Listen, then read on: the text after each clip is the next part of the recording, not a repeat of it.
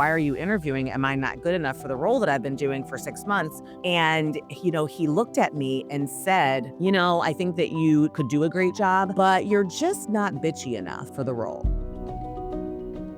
And there was another woman who would have also been on the management team. There were only two of us who were kind of functioning in this role. And he said, and honestly, I just don't think that the board would do well with two women in positions of power.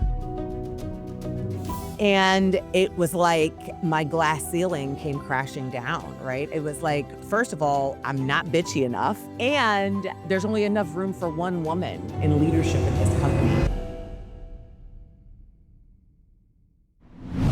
Hello, everybody. Welcome to the First 100 podcast. This is where we explore the journey of entrepreneurs, business owners, agency leaders, and so many more people as they share with us the strategies, the challenges, and the triumphs that have led them to secure those first 100 customers. I'm your host, Daniela, and I'm Penji's partnership coordinator. Today, I'm joined here with a very special guest, Cheryl Perez. Hi, Cheryl. How are you? Hi, how are you? It's very good to have you. Very excited to have you on the podcast today. For anybody who is just new to this, who is getting to know you, who doesn't know who you are, can you give us a little bit of a quick intro and a rundown of you? Absolutely. I am so excited to be here with everyone today. I am Cheryl CP Perez. All of my peeps, my folks call me CP. So please call me CP if you so much desire. I actually am a 25-year entrepreneur that focuses on consulting work as an operations consultant for small businesses and nonprofits. And a few years ago, I actually added what my favorite component is to my business, which is coaching for startup and growth stage entrepreneurs.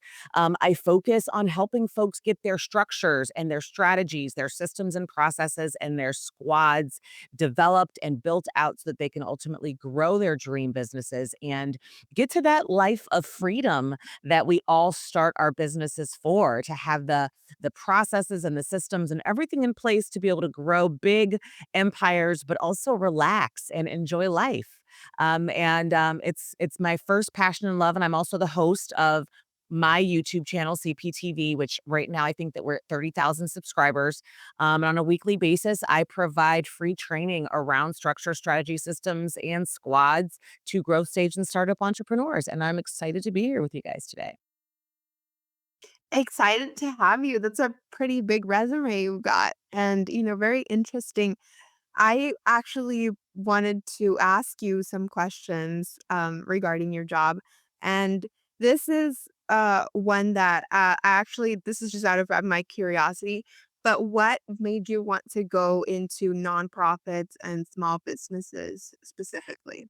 You know, um, as an entrepreneur, when you are first starting, my very first entrepreneurial experience, I didn't even recognize was an entrepreneurial experience. I went to college, thought I was going to be a lawyer, finished school a little early, and decided to do an externship at the law school that I was accepted to. Worked with a student who had graduated in a big law firm in DC and absolutely hated it. And at that point, I said, I do not want to be in big corporate attorney, doing billable hours. And so it caused me to have to reflect on where I was going. And I decided, I think I'm going to try out graduate school in business. I've always enjoyed my business classes because it was marketing and communications was my major. And I always had a little bit of an entrepreneurial spark. I mean, I grew up really poor. My family, I was like a first gen student, and my family, my mom and dad didn't have a whole lot of money to support me. And so I did all kinds of like businesses on the side in order to make money. I did hair, I did nails. Um, I made dinners and sold them and didn't even realize that those were entrepreneurial types of endeavors because I'd never been exposed to entrepreneurship. As a child, I was always taught go to school, and plan to work for somebody else. And so when I went back to graduate school, it opened up my eyes to the reality of what was my drive and what my spirit and was telling me. And I said, all right, I'm gonna work with international companies, and I want to be involved with international companies. And so I went overseas as a volunteer And through my natural skill set of being able to help organizations kind of start from scratch, got a contract with a government agency to do that full time. And that was also kind of an entrepreneurial experience because I was independent and kind of freelancing, but had no idea that I was starting a business. So I didn't do any of the good stuff right. But that's where my passion for nonprofits and working with organizations and helping them kind of start from the ground up and grow, was really fueled, and I kind of fell into it without even knowing that I was falling into it. That's incredible. I mean, it's very, I think, very interesting that you were kind of just, life just took you where it took you and didn't even recognize it at first. And then you sort of had to like realize, like, oh, actually, what I'm doing right now is entrepreneurship. Yeah, yeah, exactly. I think that I'm a big believer in the universe and that nothing really happens for, no reason at all. And I think that no matter how hard I fought it and thought that I was supposed to go in a direction, every single circumstance and situation that occurred in my life kept leading me back to entrepreneurship. It was really insane. Looking back over the years, I've been like, "Oh my god, you couldn't escape it." There was just no way because that was obviously what I was intended to do. It is so much my purpose. It is what fulfills me, entrepreneurship in general, and I love doing what I do, but I didn't even realize it then that the universe was gonna say, "Nope, you keep steering off the path. We're gonna put you back we're gonna put you back on it to where you're supposed to end up." Yeah. That's incredible. Yeah, well, that's very good. I mean, congratulations. I think a lot of people have that dream of being able to have that established business and being able to sort of be their own bosses. With like working for the man can be really stressful for almost everyone. It can be a toxic relationship, I agree. And it's kind of like one that you can't let go of, right? Because it's like, I need money, but I also don't want a job. But I wanted to ask because I think, as like people who dream to have this at some time in the future, I think when you're sort of in that stage where you want to do it, or maybe you're starting out to do it, you're very worried about how that outcome is going to be. What were some pivotal moments that actually helped shape your career and, get you to a stable place where you could say, like, yeah, this can be like my full time thing? Um, Yeah. I think. Um, it's so true because I think that my path is a lot of other people's path as well, and it's actually a path that I teach, in one of my mini courses on, kind of how to start a consulting, coaching, or service-based business, and the path really did start as a side hustle, and I think that for a lot of people, it starts as a side hustle because you have that fear of taking that leap, right? And so you continue to endure, as you've kind of alluded to, this toxic relationship sometimes just so that you can kind of get going and get started. So my business was initially, before I realized it was a business, it was my full-time thing because I was a freelancer, and then I even fought it even more, and after my contract ended, instead of pursuing more independent contracts, I was like, "Okay, well, that was great, now it's time for me to go work for somebody else," and so I did. I worked in corporate America, but always had what I was doing overseas, as an unknown business as a side hustle. And I thought originally that it was just gonna stay a side hustle. I'm like, "Oh, I can make extra money. I can build a thing. I'm supposed to work in corporate America." And there were so many moments in my corporate life that were pivotal in screaming at me, "Girl, this side hustle thing is just temporary." And I think that one of the first moments was, I was working in sales and marketing at a large corporation, and I was working my butt off because I thought I wanted to get this promotion to, run the team. And, the person who was in that position, I was just kind of waiting and biding my time for when they were gonna leave, that moment where you're like, "Oh my god, please retire." And I was waiting, and they finally did. And the organization actually gave me the interim title, no more money, for 6 months. And I thought, "It's okay. I'm gonna do my due diligence. I'm going to work my way up. This is this corporate ladder." And I ended up having kind of a health situation going on in my gallbladder. I had to have surgery. It was like an emergency surgery situation, and I was out on leave. And a friend of mine, I had such great friends there, called me, and she was in HR, and she was like, "They are interviewing for your position, the one that you're waiting for." And I'm like, "What?" And she's like, "Yeah." And I was like, "Why would they do that while I'm out, and why would they even be interviewing for it?" And so I actually shortened my leave, came back to work 2 weeks early, went into the CEO's office and said, "Hey, what is it that I am missing? Why are you interviewing? Am I not good enough for the role that I've been doing for 6 months?" And, he looked at me and said, "I think that you could do a great job, but you're just not bitchy enough for the role." And there was another woman who would have also been on the management team. There were only 2 of us who were kind of functioning in this role, and he said, "And honestly, I just don't think that the board would do well with 2 women in positions of power." And it was like my glass ceiling came crashing down, right? It was like, first of all, I'm not bitchy enough. So I'm too like not bitchy. And there's only enough room for one woman in leadership at this company. And that was a huge pivotal moment. I was devastated. I refused to let him see me cry, but that's what I wanted to do. And, I went home that night and said to myself, this I can't continue along these lines. And so I did leave that organization, go to a different one, and had almost an exact similar experience. I was selling, and they told me that, they couldn't give me more of a raise than that because it wouldn't be fiscally responsible. And so those 2 moments, I think happening back to back, although they were like 2 or 3 years apart, that was the end game. That was the, "You know what? I'm done." And I quit. The second job, I walked in and I said, "It's not fiscally responsible for me to be here anymore." And I quit on the spot.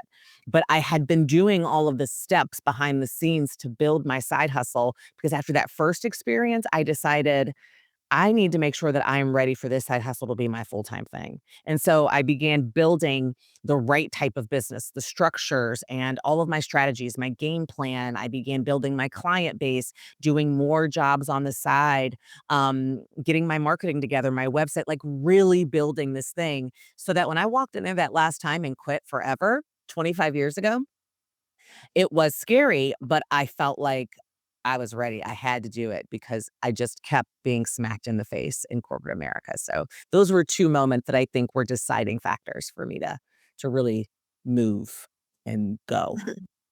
That's insane. I mean, what a slap in the face, honestly, for them to be like, "You're too nice and you're a woman." Like, Exactly.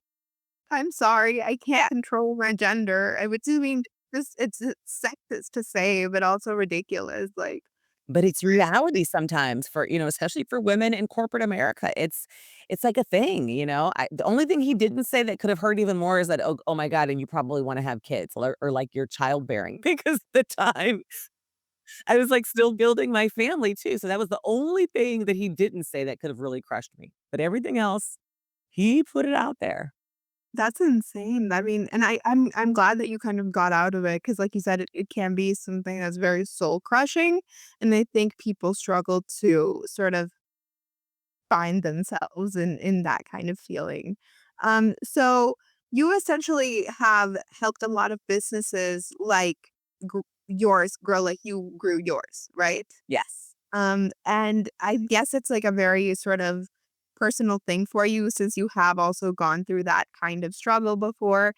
But I wonder, how are you actually like, what are the steps or what are the processes that you are doing to help these businesses scale, grow, get big enough? I think scaling is probably one of the scariest thing for business owners. Yeah, that's a great question. I mean, in my coaching business, I have 3 primary products and services that I provide, and, it starts with setting up in starting the right way.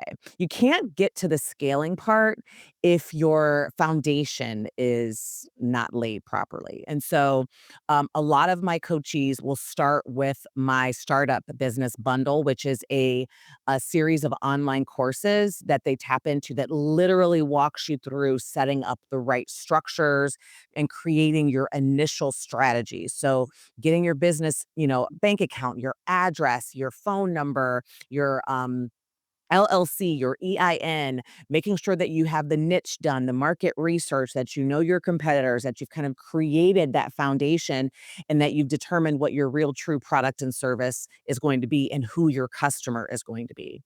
Because that's really important before you can ultimately scale. And then once I have worked with my students and gotten through that piece, then you would move more into my group coaching programs that are focused around building your processes because that's really how you scale, right? You cannot move, you can't handle volume, you can't keep customers, you can't attract customers if you don't have what I call the 5 core business processes in place. And so in my group coaching programs, we work on those core processes: lead generation, sales, your onboarding and service, and then your offboarding processes. And we create those. And I automate those with my students because that also allows you to scale. You can handle a lot more volume if a lot of stuff is automated and you're not doing it. And once you have the processes created and automated and mapped out, now you can start hiring your squad and finding your team members and outsourcing things and bringing people in and partnering with vendors so that you can begin to delegate a lot of those things to others. And that's truly how you scale, right? But you can't do any of that unless you've got those first 2 pieces. And so, I really do work on the structure and strategies and then the systems and processes and squads. And that's really like my 4S to freedom framework. And that's what I've done in every single business that I've started. And that's what I work with every single coachee and student that I have on as well. Very interesting. And we know what you said about foundations is really important. But I wanted to also ask, when it comes to actually begin that process of outsourcing and getting a team, what do you think people need to be prepared with? I think Mm. as an out we are like Penji, what we do is we are for people who outsource, right? So that's certainly we'll get a lot of businesses who are outsourcing their graphic design. And we see a lot of people who struggle with outsourcing, right? That is a process that they need to understand, especially with things like UX, UI. We spoke about this, I think, on our last call. Yeah. How, a lot of people they need to go in and they need to have something to ask for. They can't just say, build me a website. And I think this happens for a lot of different industries. For like, it happens to us here at the graphic design, but I think it happens with people who want to outsource content marketing, who want to outsource the, sales funnels or whatever it is that they're looking for. What would you say that people need to sort of prepare in their minds when it comes to that part of outsourcing? Yeah. That is such a great question. And it's a huge problem, I would say, that I see as well in my coaches and my students who want to get to that point where they want to build their teams. Because when you think about outsourcing, it's the same thing as insourcing, right? Insourcing means that you're hiring someone internally to be a part of your like W-2 employee base. But when you outsource, it's the exact same thing. The difference is they're just a 1099, and you're not paying taxes or providing them with benefits. There's literally no difference. So you're growing your team either way. And there are various positions in your organization that you're going to have to fill as you begin to grow. And you've got to figure out, is that an insourced position or is that an outsourced position? And the only way that you're going to know who to find and how to find them is, again, not to sound like a broken record, but you've got to have kind of your processes mapped out. So I always tell people, when you have an SOP, right? When you create a standard operating procedure or a workflow of how something happens inside of your business, I don't care if it's content creation or marketing, like in the instance of Penji. Let's just say that I've got a content creation process, or I don't. It's in my head, and I'm just kind of doing it. And I determine as a business owner, oh my god, I have got to outsource this stuff because I can't keep spending time doing it. Well, in order to know how to do that, you have to first take a deep breath and actually write out everything that you do, all of the steps that you do. I call it like a skills and tasks dump. And you've got to kind of just write it all out. Oh my God, I'm just going to dump it, right? And the best way to do it is to figure out what you do in each of the things and the steps in your process. So for me, like my content generation process, the first thing that I do is look at data. That's the first thing. So I'm like, okay, I look at all the data, all the numbers, and the numbers will tell me what kind of content I should be making. And then the next step is for me to actually say, okay, here's the 5 content topics that I've determined from the data are doing the best or that are, going to be helpful or going to drive people to a certain product or going to drive people to like my content. And you kind of go through those steps and figure out what they are. And then inside of those steps, you write out everything that you do. And once you write that out, you can then figure out who or what should be doing those steps. And so the next thing is who's responsible? Is it a piece of technology that you already have in place that you can get? Or is it a person that you need to outsource or hire or insource for? And once you've mapped that out, you've kind of created a job description, or in the event of outsourcing, you've kind of created a work order, and then you just start finding the partners. You start looking for the partners and you say, these are all the things I need done. Can you do them? Do you do them? And how much do you charge for doing them? And do you have references of other people who have used you to do them? So you have to be very clear as the owner of your business and as the entrepreneur and telling folks, especially when you're outsourcing, exactly what you need them to do. And that's why oftentimes outsourcing relationships don't work. And I'm sure you guys have experienced it. Someone hires you and then you're waiting. You're like, okay, so what graphic design needs do you have? Who's the audience that I'm talking to? Is it photos? Do you want carousels? Do you want video? What do you want your website to look like? And people don't have any of that mapped out because they haven't sat down and said, this is what I'm already doing, and this is who I need to hire in order to do it. So those are really what I would say the steps to outsourcing. You first have to know what all of the things that you need outsourced, and then ultimately create that partner, that outsourced profile of who you're looking for to get that done, and make sure that you hire someone that can get all the tasks done and they understand what you're expecting in that scope of work. Yeah, it's very important. I think because, like you said, we have had that experience, but I think in general, just having sometimes it's not about having the right person or the wrong person. Sometimes it's just you're not a good fit with a certain, business. Like two things maybe just they're not that's not the missing puzzle piece. Right. It's where you have to sort of take a step back and realize like maybe the problem is not that they're not doing a good job, or maybe the problem is not me not being good enough. Maybe this is just not the right person for this project or for this thing or whatever it is that I'm doing. And I think a lot of people struggle with that realization. And Yeah. as you said, sort of it reminds me of when I had my first job. Like I had just gotten out of not out of high school, out of college. And, my boss was, like, trying to I mean, I was obviously very inexperienced, and my boss was trying to teach me, like, how to do my job, right? And I had, like, all of these tasks, and I was so overwhelmed, and I was like, "How do people, like, work? Like, this is so much." And he was like, "You need to, like, map yourself. Like, you need to, like, write it out." He's like and he gave me this thing, and he was like, "Write down what you do every day. Like, if literally the first thing that you do is come in here and make yourself a cup of coffee, write that down because then that's gonna, like, make so much more sense in your head, and then you know how to ask for help, and you know where you need like, where you're overwhelmed, what you don't know." And I was like, That's probably the best advice that I think I have gotten in He my." sounds like a great coach. Yeah. He sounds like a great leader for sure. He was, and I didn't realize how big that would be for me because then it helped me so much with organization, which I think is just something that people don't really understand when they are starting all of these kind of endeavors. Oh my god, it's so true, and that's really what an SOP is and what mapping out a workflow is or what getting your processes documented is. It just helps you organize your brain.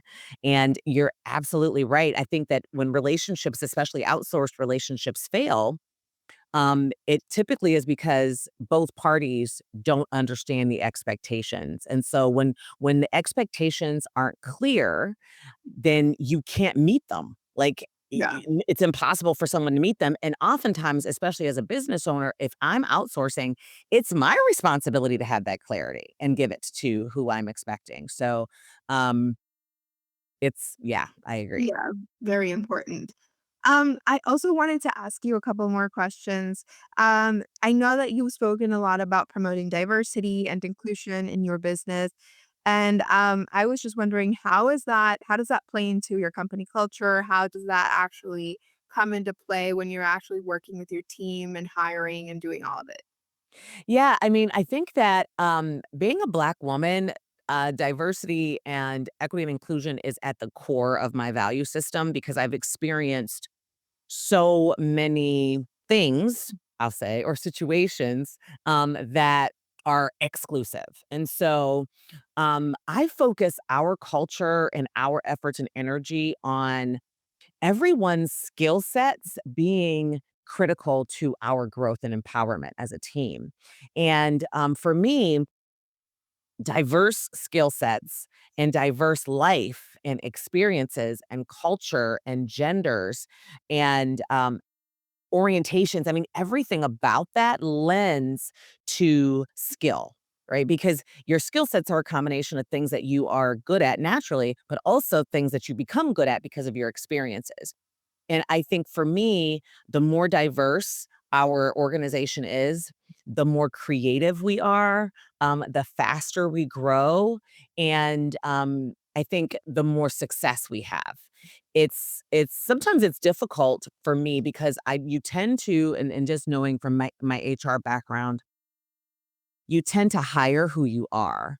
And so, it's funny because, I have a lot of women, and I have a lot of women in color who women of color who work for me because I'm a woman of color. You tend to attract who you are. So I have to make a conscious decision to say, no, you know what? We need to add, more men. We need to add, more diverse experiences. We need to add, folks who have disabilities and who are looking at it from that perspective. Because honestly, the customer that we serve is so diverse that I need to have all of that input from my team in order for us to attract them, in order for us to nurture them, and ultimately in order for us to convert them into customers. And so it is in every single conversation that I have. It is intrinsic in our hiring practices.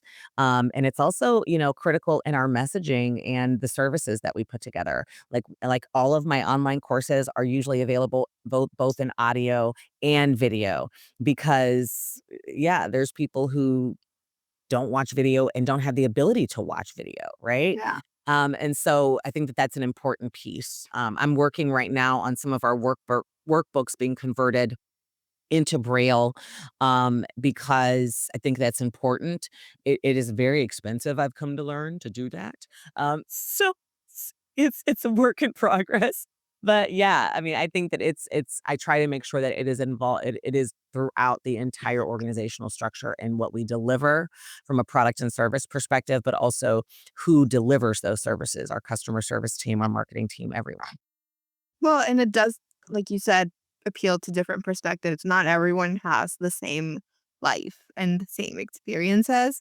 And especially in America where there's like so many different types of people and Yeah, different kinds of like backgrounds for everybody, right? absolutely. It's so true. Yeah. And I had one more question for you. Absolutely. I know that you've also helped a lot of nonprofits grow, right? Which is a whole different ballpark than small businesses.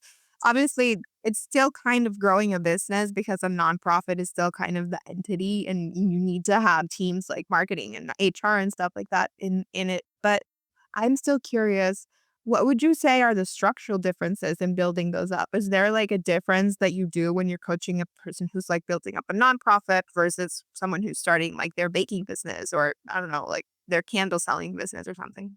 Absolutely. There's huge differences. And I get this question a lot, especially from my startup entrepreneurs who come to me with their business ideas. And sometimes they feel like when their business ideas are tied to social causes, then that means that they need to start a nonprofit organization. And structurally, they are still corporations, right? And they are. But at the core of a nonprofit organization is the board of directors, who is really, the team that is charged with fiscal responsibility because they have a fiduciary responsibility, but also being the board of advisors for that founder and whoever that is. And so that in itself makes it fundamentally different than a small business, because usually small business owners or entrepreneurs that are running for profit, they are their own thing, right? It's their brain, it's their stuff, and sometimes they struggle with not having an advisory board of folks to be able to help them. So I do recommend to my coachees when they get to a certain point to create one in order to get to that next level.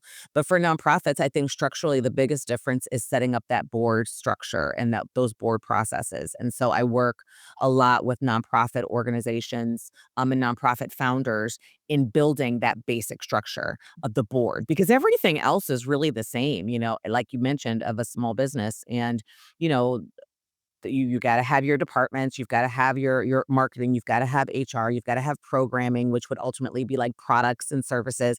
You've gotta have fundraising, which is equivalent to like the sales team. So everything else structurally is pretty similar. The board is the biggest difference for nonprofits. And you've got to have a good recruiting structure in place for them. You've got to have a good meeting structure in place for them. And all of those structures and processes will create a strong board. And when you have a strong board of directors, it really is impossible for a nonprofit organization to not have some success and continue to grow. And it's really where I started. My very first business I didn't know was a business was all about helping nonprofit organizations overseas build from the ground up. And so it's like at my core of who I am and what I do, which is a part of the reason why I work with them as well as, the small business. But I do a lot more nonprofit consulting than I do coaching. Meaning, helping the founders kind of get their structure set up. Yes. Get their corporations registered. Yes. But I haven't really dove into that skill set and knowledge base that I have for nonprofits. I'm working probably 2025. I'll be doing a lot more online courses around board recruiting and board meeting structure. And I do have some one on one coaches who are nonprofit founders, and their experiences are very, very different than the for profit ones because they're with this board. You have a team of bosses, and they founded the organization, and built into their structure, they've got like this team of bosses telling them what to do. It frustrates the heck out of them. I can imagine, and I mean, financially, I think it's so much different because a nonprofit is not necessarily sort of trying to get money in the same way that a business is.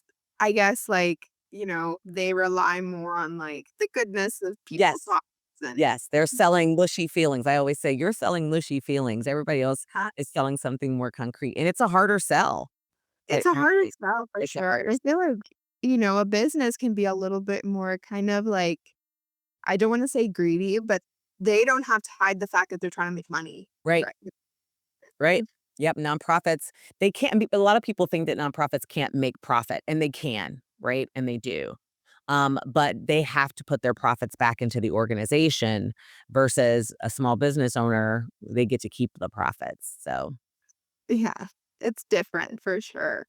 Um, Cheryl, it's been great having you today. You know a lot, and I mean, I can tell that you have experienced a lot. Um, Before I let you go, though, I do have some questions that are kind of just to get to know you a little bit better, alright. and I'm just gonna ask them really fast, and just tell me the first thing that comes to your mind. Alright, I'm down, I'm down. Okay, let me get started. Coffee or tea? Both. Both. Early bird or night owl? Night owl. Favorite social media platform? YouTube. What's your go-to karaoke song? Lauryn Hill and Fugees' "Killing Me Softly." Oh my gosh, okay. Books or podcasts? Books. One word that describes you? Loyal. Favorite no, dream vacation, sorry. Oh, actually Greece. Grocery. Santorini and the islands. I'm planning Mykonos. I'm planning something for next year to go. Superpower you'd wanna have. Mm, control things with my mind. Control things with your mind, yeah, that's a big one. Um, and, last question, biggest pet peeve, Ah, mm, biggest pet peeve. That's a good one. Wow, that stumped me. My biggest pet peeve is probably lying. people who lie? Yeah, people who lie. It's kind of an insult to my intelligence, I feel like. Like, dude, I know you're lying. Come on, that doesn't even make any sense. So you're lying. Especially when the lie is obvious, like, hell. Yes, exactly. Okay, well, awesome. It was great. I will let you go now. But before, if you want to tell our audience or anybody that is interested in working with you, who wants to find you, who wants to ask you questions, do consulting, floor is yours. Yeah, I would say they could go right to my YouTube channel at Cheryl C. Perez. That is probably the best way on YouTube. It's got everything and details, and you can also like join my email list. Or they can always check out my website at CherylCPerez.com. I'm also on IG, which is a great place to DM me at Cheryl C. Perez. So all the social media platforms is a great place to reach me. And then also going to my website, I would say. Amazing. Yeah, I will be adding those links to the description of this so that people can go ahead and click and go and find you. It Perfect. was great having you today. It Thank you was so much great for sharing talking to this. you too. I enjoyed myself so much. Me too. It was great. You were a great guest. Thank you. Have a great day, everybody. Nice Have a to see great you. day. I'll see you next time. Bye.